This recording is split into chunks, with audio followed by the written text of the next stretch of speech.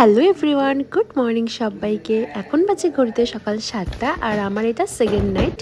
আজ হচ্ছে 25শে ডিসেম্বর।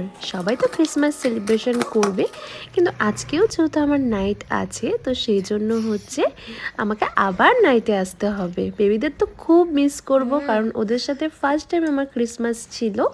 আলিপুরদুয়ারে তো খুব সুন্দর সাজায়। ডিউটি কমপ্লিট হয়ে গেছে, এখন বাজে সকাল 8টা আর আমিও বেরিয়ে পড়েছি। ওই যে দেখো স্টেশন, হসপিটাল থেকে কিন্তু স্টেশনটা ভীষণ কাছে, 5 মিনিটের মতো লাগে। তো যাচ্ছি 1 নম্বর প্ল্যাটফর্মে, 2 নম্বর প্ল্যাটফর্মে ছিলাম, এখন 1 নম্বর প্ল্যাটফর্মে যাচ্ছি। এখনই ট্রেন চলে আসবে। অন্যদিন ট্রেনটা কিন্তু রাইট টাইমে আসে, কিন্তু আজ যেহেতু এত কুয়াশা পড়েছে দেখে তো বুঝতেই পারছো, সেই জন্য হচ্ছে 8:30টার মতো বাজে এখন। তো এখন ট্রেন আসলো। বাড়ি পৌঁছতে মোটামুটি 10টা। বাড়িতেও আমি পৌঁছে গেছি আর এসে দেখি মাম্মাম জাগনা আছে, ছেলে ঘুমাচ্ছে।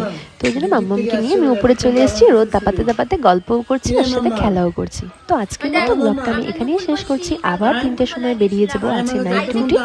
বাকি ব্লগটা তোমাদের সাথে পরে শেয়ার করবো। আজকের মতো টাটা।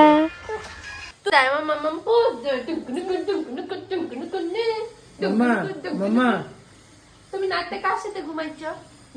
দাদা ভাই কার সাথে?